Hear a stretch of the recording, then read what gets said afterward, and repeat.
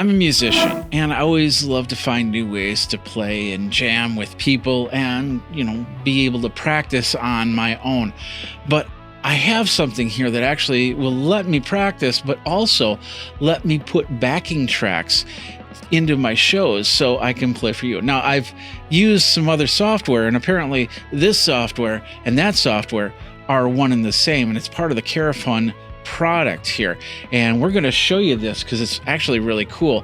You'd be able to create some backing tracks for songs and be able to do a lot more. And we're going to talk about it next on Geekazine. What's up, my geeks? Jeffrey Powers from Geekazine, Think Magazine, Put in a Geek. This video is not being sponsored by anybody. All opinions are of Geekazine, though. And of course, I have a full review statement over at geekazine.com/review, where you can check that out. And if you've got a product that you want me to review, all you have to do is contact me. I'd like to thank all of my Patreons for also helping. I suppose they are the support of the channel. If you want to be a Patreon, simply go over to patreon.com/Geekazine. You can tip me over at paypal.me/Jeff Powers. And of course, if you want to get one of the cool Geekazine t-shirts, then you can go over to Teespring or amazon.com/shop/Geekazine. Scroll down to where it says merch. All right, what is JamZone? I've been using this app for about 2 months now, and it's not only changed the way that I practice, it's also changed my whole setup when I go out to play. This is backing tracks, and this is recorded by professional musicians. It's not the actual tracks of whatever song that you want to play. Professional musicians are creating what's close enough to be the track of the song from the artist, and that's where you get to profit from here. Before I would use JamZone, I used a program called Karaoke Version, and it was online. Basically, you found the song and then you took out the tracks that you didn't want. You could put in a click track if you wanted to, but ultimately you would then download that and then put it into your music player. You could actually set it up so the click was on the left side so you could stay in time with the rest of the tracks. And I use that for a lot of things, especially for my drums, where I can load the songs directly into the drum module to be able to play with these backing tracks. And of course, take out the vocals if I want to sing and play at the same time. Great for practice, great for performance as well. Well, Karaoke Version is a part of Recissio, which also has Carafun and JamZone and karaoke.com. Carafun makes karaoke apps in the professional realm. If you go to a karaoke show, it might be a Carafun show, but you can also be at home and sing karaoke from there. They also have this app right here, and that is the JamZone app that allows me to do the exact same thing, and not only do that for practice, but also do that on a professional level. I could actually go on a live stream, for example, and use these as backing tracks to do a performance or, anything like that. Of course, it depends on what subscription that you have there. So keep that all in mind. Let's get into the app, show you how it works, show you how to mix it, the 3 different levels of subscription, and then maybe even play a song or two. We'll see what happens. So let's get into the app. All right, so here it is right here, JamZone. It's a very straightforward app. It works on iOS. It works on Android. I've gotten it to work on my Fire tablets. I can put it on a Mac. As for Windows, it's a little bit different because you have to download BlueStacks. If you're not sure what BlueStacks is, it's basically an Android emulator. So you're putting Android on your computer and running it through there. With this software, I can find almost any song. And like I said, they're recording these versions. So professional musicians are recording these tracks that you're going to be using for your show. And there's just a ton of tracks in there. And of course, if there's a song that you look for and it doesn't find it, you can request to have it made. And they're making new songs every day. So it's got everything from classic rock to oldies to newer content. Like, for instance, I'm looking at the first line here: BB Noss and Check, K3, Mango Mango, Tim Hawkins, Things You Say to Your Wife, Carter Faith with Grudge, Alice Alice DJ with Back in My Life. Then you got the classics. You got Tennessee Whiskey by Chris Stapleton, Margaritaville, Brown Eyed Girl, Take It Easy, Dreams, and a lot more.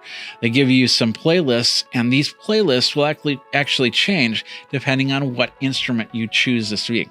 I have this set up as guitar, but I also play piano in my show. So I'd love to be able to switch it back and forth. But in the settings, and I'll show you the settings in a minute here, it will show you all the options to set it up for something that works for you, whether you're playing guitar, drums, piano, bass, anything like that. They have 3 different tiers of subscription. You have the free tier subscription. Then you have $9 a month subscription. That's if you want to practice at home, but you need to work on songs other than what's in the free tier. And then you have the pro subscription, which is about $20 a month. And what that does is it gives you a lot of different options, including download high res audio versions of the songs. Then there would actually be each track. So the bass would be, it's basically 128 kilobits per second, as opposed to 32 kilobits per second. Each stem would be 128. That way you can model it from there. We're going to take something very straightforward. And I know that this is in the public domain. So I'm going to take House of the Rising Sun. This is one of the free tracks. So if you were to get it, then you could actually download this without having to pay any subscriptions. As you can see, it's downloading tracks because it's got to download each one of these stems. And so what we have here is the area where the song goes. In this area, we've got intros, verses, choruses, solos, everything else. On the top here, this is where lyrics will start to show, and of course, chord structure. So if you're playing guitar, you can, and it's an A minor, then C. If you've got a different tuning, it's got the ability to actually change those by you inputting things. You want to use a capo, there's a capo option right there, and you can say use a capo, and then you can choose which fret you want to use the capo on. You can change the key right here simply by hitting the plus and minus buttons. You have 3 levels of complexity. So basically, if you're a beginner, you might want to stick with 1, and it's just going to give you basic chords. But if you know your 7ths and flat 9ths and everything like that, you might want to hit for 3. It gives you a lot more functionality in there. And of course, that is also dependent on which subscription level you're on. Then we have the beats per minute, where we could change that. We can make this slower, we can make it faster. So if there's a specific part of the song that you really want to focus on, all you have to do is slow it down a little bit and really focus. I'm going to get this out of the way because we're going to finish this up here. And as you can see, you can get the mixer part out of the way really easily just by hitting the button on the corner there. Up on top, as you can see, it says intro, verse, and they're all fragmented. And the reason why is because you can select an area. And when that's highlighted, that means that section is going to play and then repeat and then repeat. You can use it for 2 things. One, for practice. If you just really need to get down a section, you can knock it down and use it.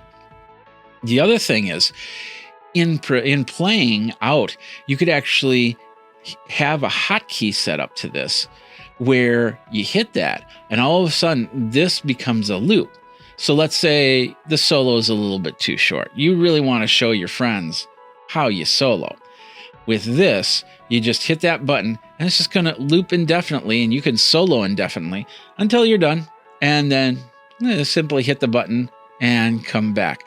I've got a specific song where I pretty much skip the intro. And what I do is I do this and I click here and then I unclick here. So that puts the playhead at the exact point that I need it to be.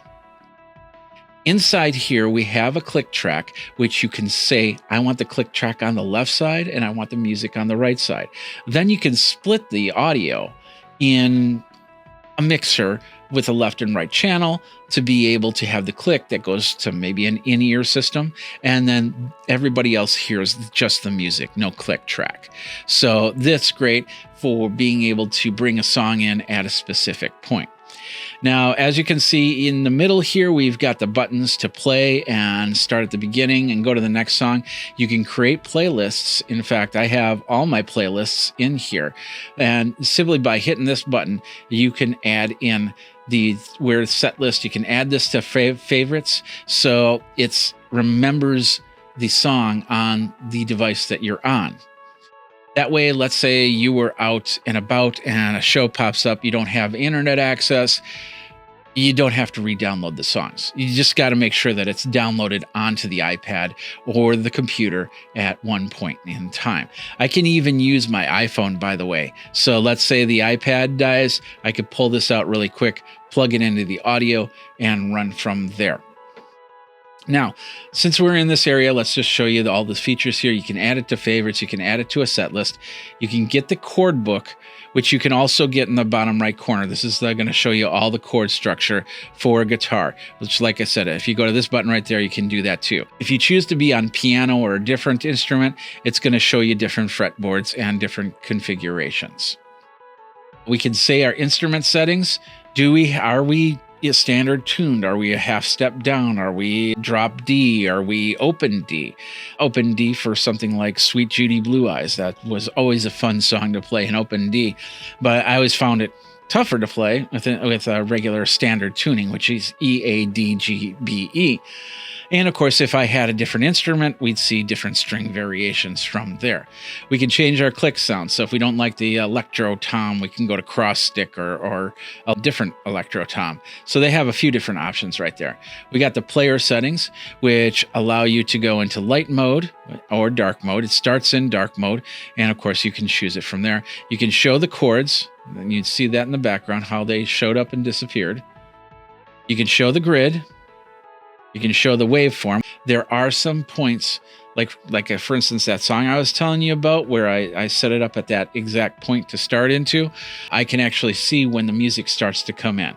So the waveforms do have a functionality, but they're mostly for show in a lot of cases. Show the lyrics. If you don't want to be bombarded by lyrics, if you know them by heart, you don't need that there, poof. And then single tap, where you can touch the screen to play and pause. And that works, but it doesn't work in some cases. Like for instance, if I hit the play button and I hit right here where it says E, then E's going to show a chord structure.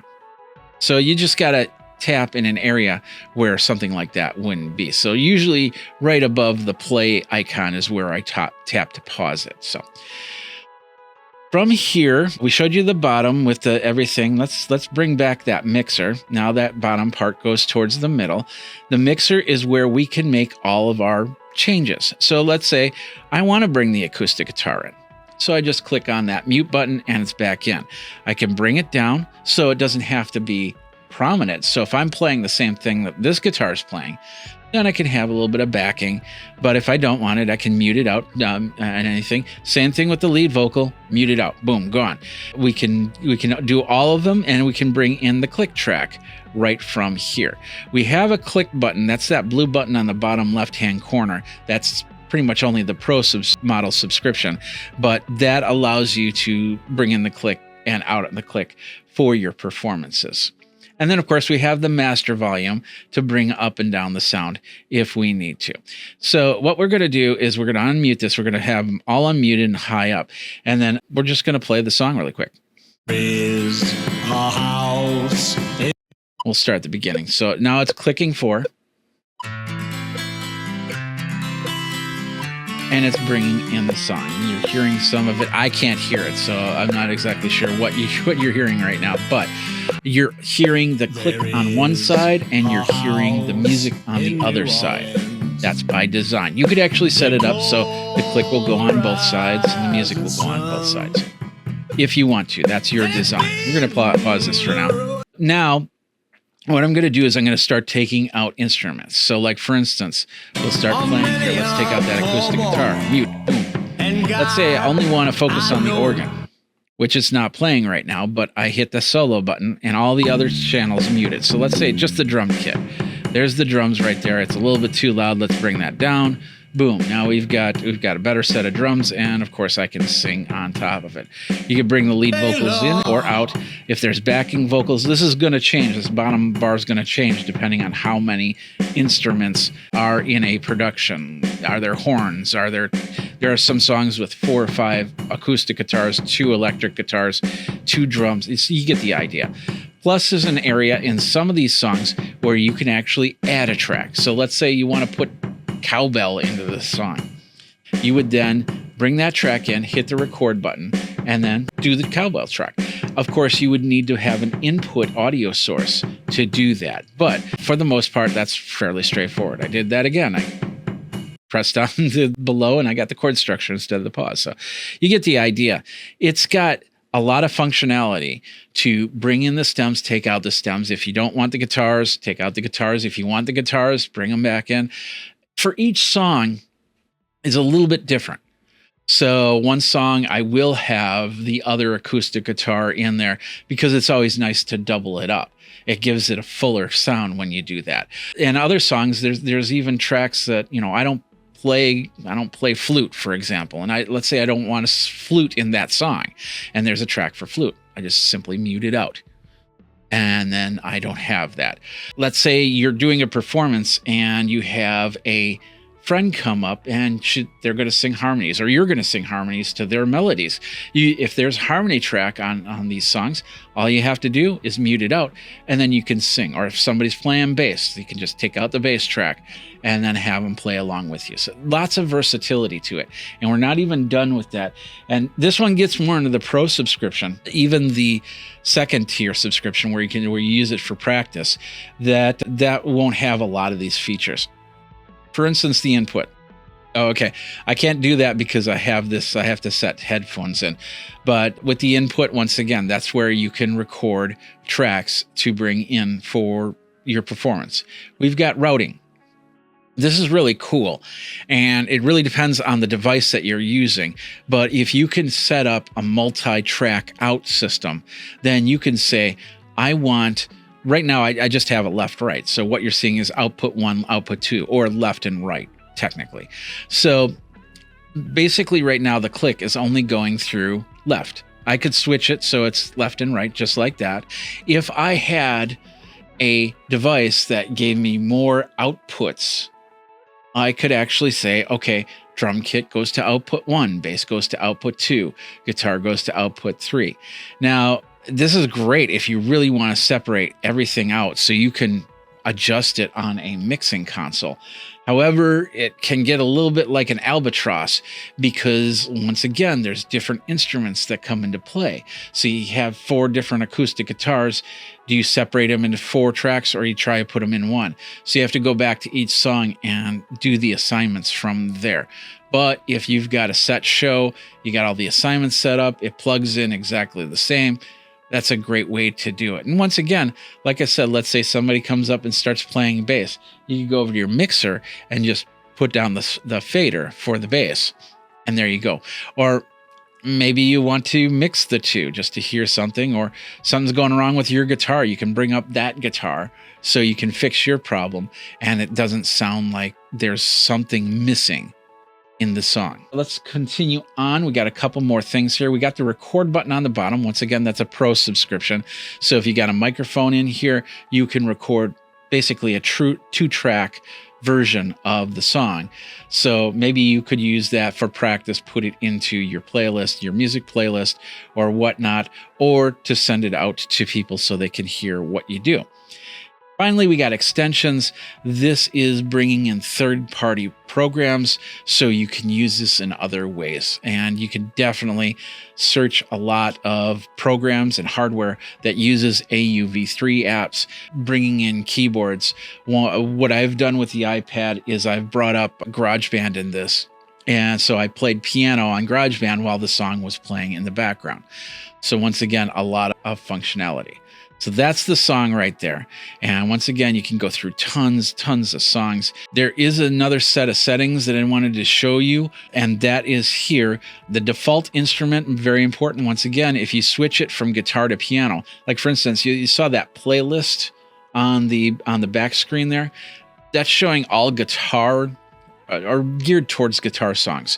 If I switch this to piano, it would gear it towards piano songs, which is really cool.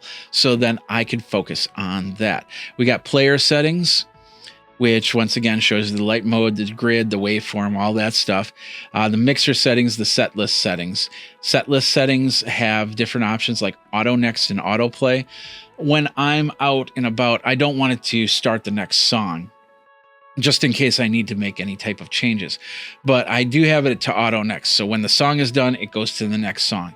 I'm very happy with that because then I don't have to think about it and don't accidentally press play. And then all of a sudden the same song plays again. The mixer settings is the other thing. And this is for the performance part. You have default mix where the pan is what's going to go left and right. But the stage mix will send everything to the right channel and the click to the left channel. Audio input will detect inputs and microphones. And of course, you can set the buffer size of the audio. So lowering that buffer size, of course, decreases any audio latency, but you might have some quality issues. So it's a back and forth. I like to have it set at about 512, but you can go up to 2 gigs depending on your device. This is an M1 iPad. So 512, I could probably go to 1024. 512 is good for what we got. We can mute the pre-count sound by default. We can skip the pre-count by default. We can auto mute my instruments tracks if I'm bringing my audio into the iPad or computer. And then of course the lead vocal track, you can automatically have that turned off instead of you going in and hitting mute every single time. So you got a few options right there. And that's through all the settings. Now, we've got three areas that you can search for songs. The main front page, which will give you some suggestions. We have a basic search, and then we have my library. This is what you're building up for your songs. So these are all the songs that I've put in my library. Actually, this is on set 3. These are all the songs that I have. And as you can see, there's a little arrow that shows that I've downloaded it. So any song, like for instance, Yellow by Coldplay, if I didn't have internet access and I wanted to play it, it's ready to go. I just have to click on it and it's there. I set up my set lists so I can go to set 1 and then bring that in. It will play the songs. And then when it's done, it's each song, it'll switch to the next song. I want to show you this one, by the way. You notice that there's no chord structure or anything like that. There are certain songs that the artists have asked to not promote or give you the information that you need. So, like for instance, this is already gone by the Eagles. I try not to play any Eagles songs or any Prince song on anything because copyright strikes pretty much come in right away. So with these songs, you can play them out, but if you perform them online or anything like that, then you might get in trouble for that. So these are the songs that they're still using professional musicians, and you can still use the track, but you can't use the track for like a promotion or anything like that because they have not been, the artist has said, no, you can't do that. So they have some say as to how this all works. So this song, and then, of course, it goes right to the next song where we have Me and Julio Down by the Schoolyard. You see that the chord structure is back. And, of course, the lyrics will be back as well. I have the guitars muted. I have the lead vocal muted. And then, of course, I have the click going from there. So bring that down, and then I'm good to go. And once again, if I want to, then I can put let's say I just want to do the bridge like 4 or 5 times. I can highlight that and bring it back. One thing I didn't show you is the manage shortcuts. So with this, you can set up shortcuts. So let's say you have a Bluetooth pedal. You can actually, or a keyboard for that matter, you can actually have a keystroke or a button press to say, hey, when this happens, play the song or skip, or in the case, the pedal that I set up on one side, I can play and pause the song. And on the other side, while it's playing, let's say it gets to the bridge, then all of a sudden it does that. And then I can play the bridge a couple times and then unclick it and move on. By doing it that way, it doesn't always work because the song kind of bleeds into the bridge as opposed to a hard into the bridge and a hard out of the bridge. So you might hear like it's the song wanting to progress forward and then all of a sudden it jolts back. So keep that in mind when you are trying to pick out your song. It doesn't allow you to mix and match. So you can't move the bridge. You can't just kind of say, oh, I want this bridge to come over here or anything like that. But it will allow you to do that repeat option. And that's great. Once again, if you're trying to really drill down on something, then you can really practice it. All right, so we have the set list here. We're good to go. We don't have any original stuff here within the tracks, so we're good here. We can add or remove from the lists. We can look at all the artists' songs. You get the idea. So we got a lot of stuff here that we can bring into play when it comes to using this. But the other cool thing is right now, this song, Let It Be. Let's say I'm really trying to learn that piano part. So let's go ahead and hit that button. Now we've soloed the piano track and all the other tracks are muted. So if we let's go to the bridge and we play this bridge, all we're going to hear is the piano. So then I can focus on that piano and then try to replicate its chord structure, how it plays. Of course, it's not going to show you the notes. So you'll have to use some other software to figure that out, or get the sheet music to figure that part out. But if you just want to do it by ear and get as close as you can for what's going on here, this is a great way to do it. When karaoke tracks first came out, and I did karaoke hosting for a while back in 2000, the one thing that I always loved about is the fact of backing tracks. As a singer, I can sing the melodies, but being a backing track singer, being able to support with harmonies is always a good thing. So what I did was I would always listen without the main vocals so I could hear what the backing tracks were doing. They weren't always perfect to what the song did, but they gave me an idea. And this takes it one level further because of the fact I can mute all the other channels and I can hear just what the backing vocals are doing. The only downfall is if there's 4 or 5 different harmonies in here and they're all on the same channel instead of in their own separate channels, you might still have to do some figuring out, but you have a better idea and you can really hear that sound and be able to replicate it from there. So I really love the fact that I can do it, and I can do it all in real time. Whereas with karaoke version, you basically had to make the changes and then save the file and download the file, put it back in, which back in the day was great. But this allows me to do it right in real time. So if I want to play House of the Rising Sun, let's go back to that song right there. And somebody says, hey, I want to play bass with you. Hey, no problem. Boom, let's take out that bass. And somebody says, hey, I want to play organ. Cool, let's take out the organ right there. And, well, somebody's going to be singing it, so let's take out the lead vocals right there. All of a sudden, a drummer shows up. Boom, like that. Next thing you know, it's just acoustic guitar. And acoustic guitar shows up. Boom. And then all we need is the click track to keep us in time. You get the idea. So the whole idea is that now we can do a lot more from here, which is awesome.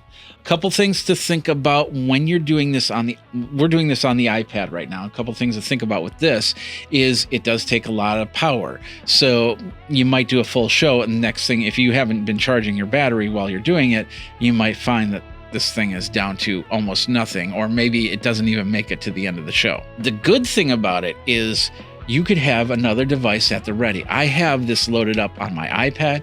I have this loaded up on my iPhone. I have this loaded up on my Mac Mini right here. I have it loaded up on Amazon Fire tablets and Android tablets.